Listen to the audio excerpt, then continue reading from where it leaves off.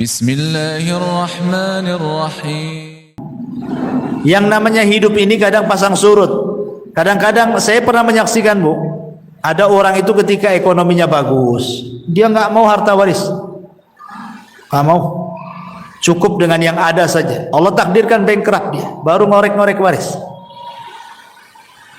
Artinya bahwa manusia itu pasti akan mengalami pasang surut, kan? Ada orang yang ketika sehat merasa saya tidak perlu waris, ketika sakit nggak punya duit, mau berobat, melirik harta waris akhirnya. Butuh juga dia. Kalau yang lain menahan, zalim dia mau berobat gak ada duit, zalim jadinya. Orang ini mau berobat, apa dibiarkan dia mati, nggak dicairkan warisannya? Itu sama dengan membunuh saudaranya. Ya, sebaiknya makanya kata Rasul itu cepat waris itu dibagi, supaya satu bermanfaat bagi ahli waris untuk modal, untuk biaya perobatan, untuk pendidikan anak, atau manfaat bagi si mayat. Boleh jadi anaknya yang baik, dia dapat waris karena sudah kaya, warisan gak seberapa, saya sedekahkan sajalah untuk orang tua saya, kan jadi manfaat, kan? Jadi manfaatnya itu bisa ke orang mati, bisa ke ahli warisnya. Itu kalau waris itu. Kalau tidak, banyak konflik itu, banyak bunuh-bunuhan gara-gara waris. Ya, silaturahim terputus gara-gara waris. Banyak madharatnya waris itu kalau nggak seperti begitu. Wallahu a'lam. Salah satu seperti orang yang kami bagaimana dengan orang kafir ketika meninggal itu misalnya dibunuh dan dibilang kedalaman apakah kita diazab? Kalau dia mati kafir, ya lah. Kalau dia mati kafir, umpamanya dia mati kecelakaan, ya tetap dia akan dapat azab kalau dia mati kafir. Karena kekafiran itu kan sudah pilihan dia. Kita ini sudah diutus Nabi, sudah dicetak Quran banyak-banyak, ustadz-ustadz di mana-mana berceramah gitu kan. Tetap saja dia dengan kekafirannya. Apakah Allah akan disalahkan? Tidak. Wa ma kunna mu'adzibina hatta nab'atha rasulah. Tidaklah kami mengadab sebuah kaum sampai kami utus rasul. Dan rasul sudah diutus. Kenapa tidak mencari kebenaran? Gak ada lagi hujah. Ya, dengan diutusnya rasul, dengan diturunkan Quran itu sebagai hujah, tidak ada alasan lagi kita di hadapan Allah. Ya, wallahu a'lam. Sama yang kata waris tadi ya, Ustaz. Ya. Seandainya seorang suami sudah meninggal ya, Ustaz, kalau dia tidak punya anak dan ditinggalkan itu berupa uang atau rumah yang ditempatinya, itu atau rumah itu juga langsung harus dibagi, Ustaz. Itu kalau rumahnya pemilik suami itu.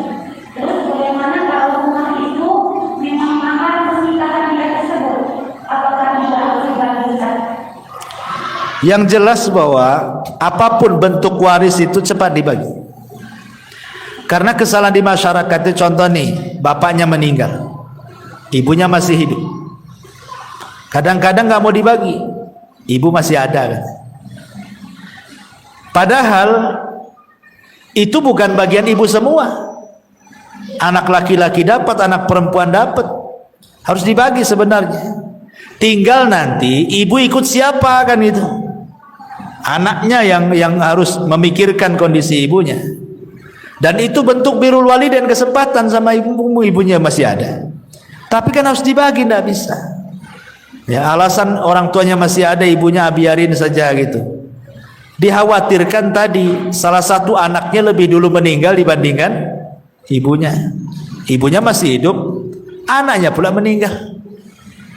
Kan dia nggak menikmati harta kekayaan warisnya dari orang tuanya kan?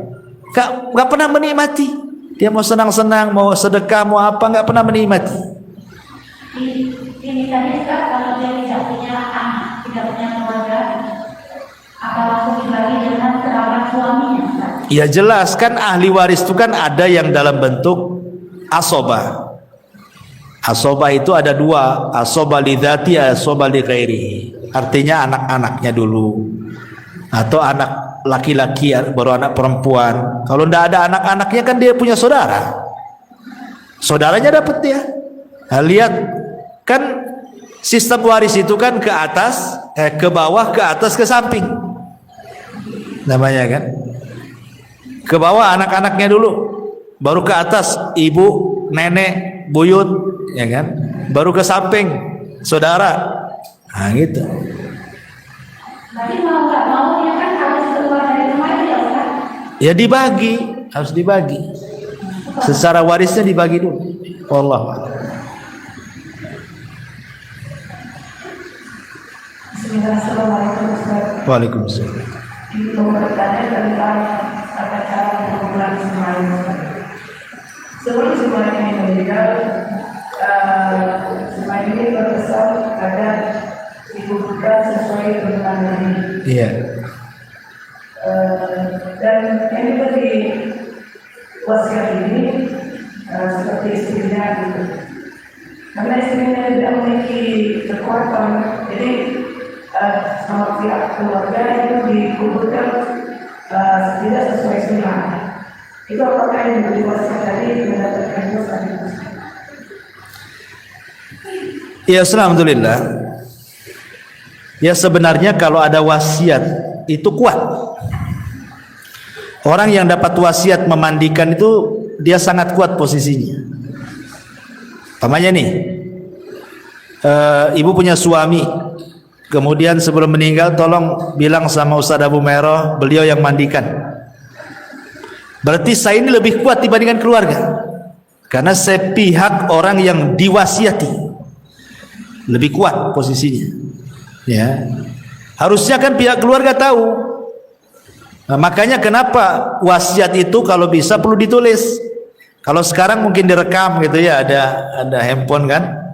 Nah, kadang keluarga nggak percaya kan, mana ada deh wasiat-wasiat, pandai-pandai kau aja katanya. Takutnya gitu pula kan. Makanya harus ditulis wasiat itu supaya dibaca oleh semuanya. Ya kalau keluarga nggak percaya kan ada bukti itu. Datangkan orang pintar, para ustadz, nanti kan dijelaskan sama keluarga. Ya, karena masalah wasiat itu kan semua orang paham, takut melanggar wasiat itu.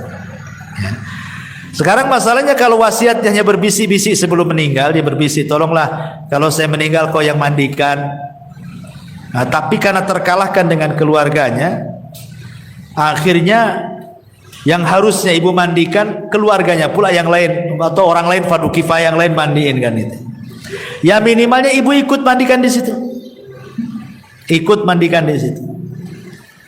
Nah, sebagai bentuk pengamalan wasiat tadi. Karena sebenarnya kalau itu suami istri yang berhak memandikan ya pasangan masing-masing. Nah, jadi kalau meninggal istrinya, suaminya mandikan atau sebaliknya. Karena hanya dua orang inilah yang berhak melihat aurat dari ujung kaki sampai ujung kaki. Yang lain tidak boleh. Ya, yang boleh memandang aurat semuanya itu hanya suami ke istri atau istri ke suami. Kalau yang lain memandikan itu agak ribet karena harus ditutup auratnya kan. Walaupun anak-anaknya, tetap kalau dia sudah balik ditutup kan gitu. Tapi kalau suami istri bisa terbuka semuanya. Jadi yang lain hanya pamannya naruh saja gitu ya.